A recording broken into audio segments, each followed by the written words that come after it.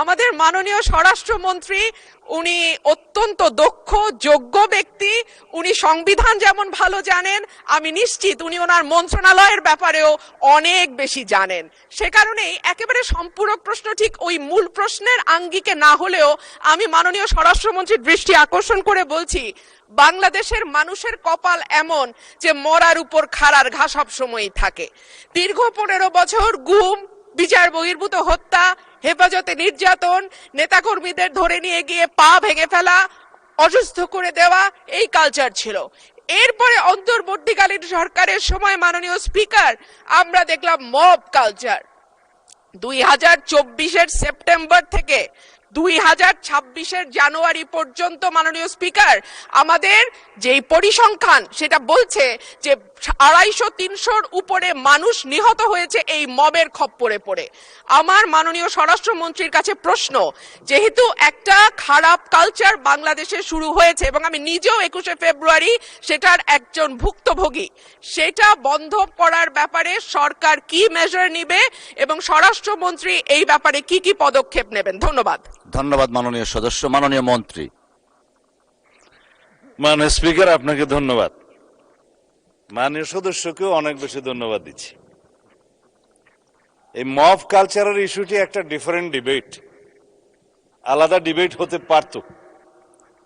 যত পরিসংখ্যান তিনি দিয়েছেন 24-এর 5ই আগস্টের পর থেকে এই 26-এর জানুয়ারি পর্যন্ত, সে পরিসংখ্যানটা আমার কাছে নাই। তবে আমাদের কাছে অনুমান আছে। আমরা সরকারের দায়িত্ব পেয়েছি, আমি এটা ক্ষমতা বলতে চাই না, আমরা এই রেসপন্সিবিলিটিটা পেয়েছি। এই দায়িত্ব নেওয়ার পর থেকে আজকে আমরা প্রায় 45 দিনও এখনো হয় নাই, 1.5 মাস হয় নাই। এর মধ্যে ঠিক মব নয়, মবের মতো, কারণ এখানে ডেফিনিশন আলাদা করতে হবে। কোনটা গাইবান্ধার পলাশবাড়িতে থানায় গিয়ে হামলা, সেটা কি মব হবে? নাকি কোনটা 21শে ফেব্রুয়ারিতে মাননীয় সদস্যের উপরে হামলা হয়েছে, সেটা কি মব হবে? নাকি উত্তরা একটা বিজনেস সেন্টার, উত্তরা স্কোয়ার সম্ভবত নাম, সেখানে ঘেরাও করে দোকানপাট ভঙ্গ করেছে, সেটা কি মব হবে? সবকিছুকে মব বলা ঠিক হবে না। কিছু আছে সংগঠিত পরিকল্পিত অপরাধ, তার বিরুদ্ধে মামলা হয় এবং সেটা তদন্ত হয়, গ্রেফতার হয় এবং বিচারের জন্য সুপর্দ করা হয়।